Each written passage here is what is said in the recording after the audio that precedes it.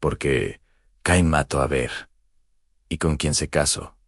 A ver luego de huir cómo se formó su descendencia y cómo evolucionó el mundo de Adán y Eva. Hola a todos y bienvenidos una vez más a nuestro canal, donde exploramos los misterios más profundos de la historia y la Biblia. Hoy vamos a adentrarnos en una de las historias más conocidas y a la vez más enigmáticas del Génesis, la historia de Caín y Abel. Muchos se preguntan, ¿por qué Caín mató a su hermano Abel? Pero las preguntas no terminan ahí. ¿Con quién se casó Caín, si supuestamente solo existían Adán, Eva y él? ¿Cómo es que formó una descendencia y construyó una ciudad? Y, en general, ¿cómo evolucionó el mundo después de Adán y Eva, a partir de esta primera familia? Estas son preguntas que han intrigado a teólogos, historiadores y curiosos por siglos. Y hoy vamos a desentrañar cada una de ellas, basándonos en los textos bíblicos y en algunas interpretaciones históricas, para darles una visión completa. Para empezar, tenemos que entender el contexto. Después de ser expulsados del jardín del Edén, Adán y Eva comenzaron una vida de trabajo duro y sufrimiento, tal como Dios les había advertido. Eva concibió y dio a luz a su primer hijo. Caín en la Biblia dice que Eva exclamó: «Han por voluntad de Jehová, he adquirido varón». Luego, tuvo a su segundo hijo, Abel, con el tiempo. Los dos hermanos crecieron y tomaron caminos diferentes. Caín se dedicó a labrar la tierra, se convirtió en agricultor, mientras que Abel se hizo pastor de ovejas. Hasta aquí, todo parece una historia familiar normal.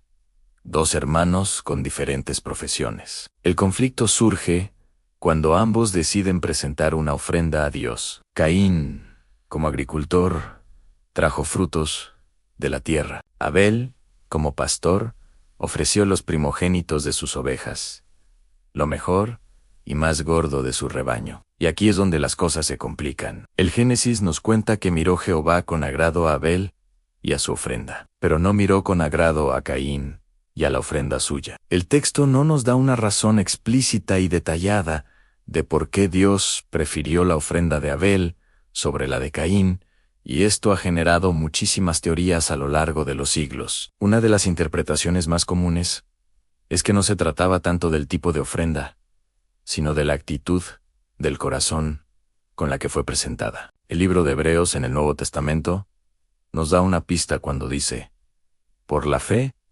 Abel ofreció a Dios más excelente sacrificio que Caín». Esto sugiere que Abel lo hizo con una fe genuina, con un corazón humilde y devoto, reconociendo su dependencia de Dios. Ofreció lo mejor de lo que tenía, los primogénitos y la grasa, lo cual era un acto de gran sacrificio. Por otro lado, la ofrenda de Caín, del fruto de la tierra, podría haber sido presentada de manera rutinaria, sin la misma devoción o fe. Quizás Caín sintió que, como era el producto de su propio trabajo y esfuerzo, la ofrenda era más un mérito suyo que un acto de adoración. La reacción de Caín ante el rechazo de su ofrenda es clave. La Biblia dice que se ensañó Caín en gran manera, y decayó su semblante. Se llenó de ira, de celos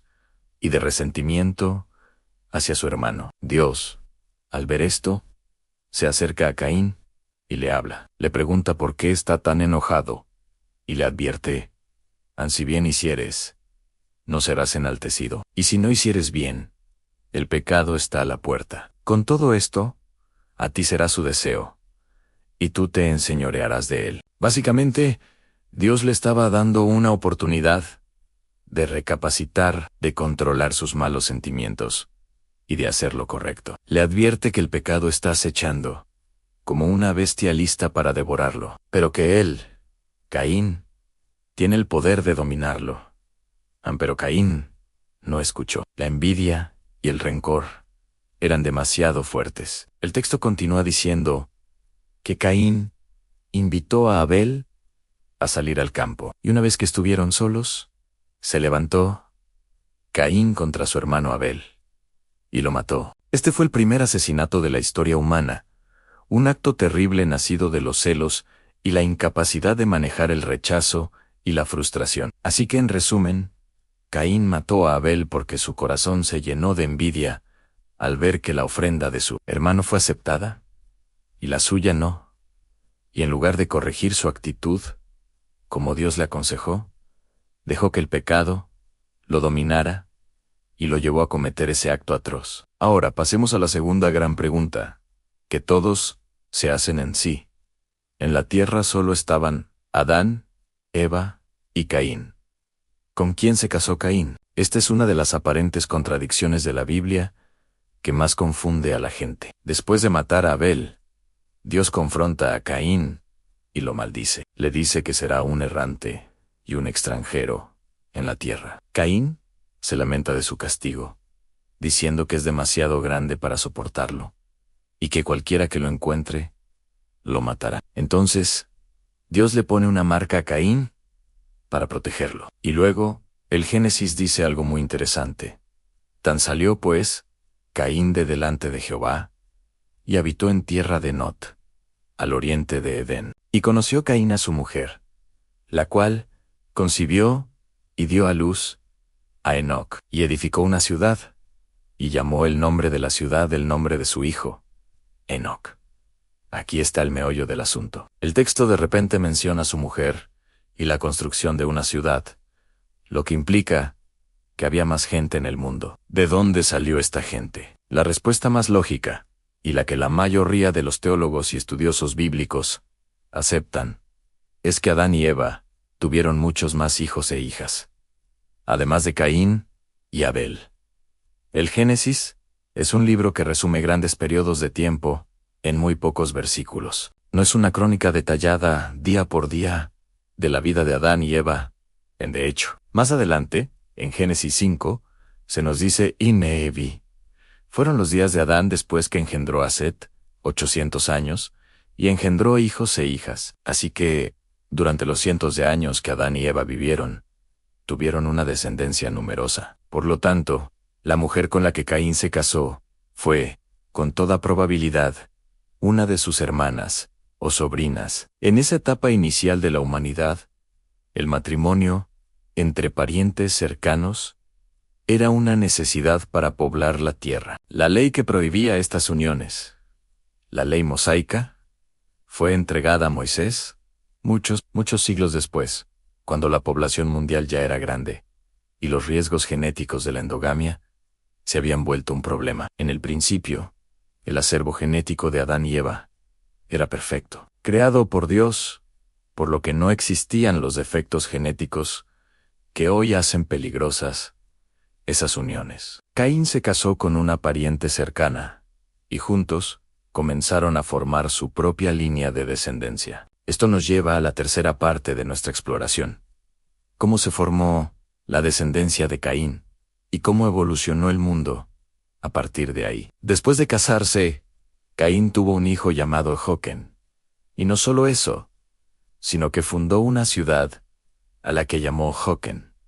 Esto es significativo. Caín, el errante maldecido por Dios, se convierte en el fundador de la primera ciudad mencionada en la Biblia. Su descendencia se describe en el capítulo 4 del Génesis y se caracteriza por sus avances en la civilización. Por ejemplo, uno de sus descendientes, Lamec, fue el primero en tomar 2 esposas, y los hijos de Lamec fueron pioneros en varias áreas. Anjabal fue padre de los que habitan en tiendas y crían ganados. Su hermano Jubal fue padre de todos los que tocan arpa y flauta. Y Tubal-Caín fue artífice de toda obra de bronce y de hierro. La línea de Caín, por lo tanto, representa el desarrollo de la civilización humana en términos de urbanización, ganadería, artes, como la música, y tecnología, como la metalurgia. Sin embargo, esta línea también se asocia con un aumento de la violencia y el orgullo. Lamec, por ejemplo, se jacta ante sus esposas de haber matado a un hombre por herirlo, y declara, arrogantemente en sí, 7 veces será vengado Caín.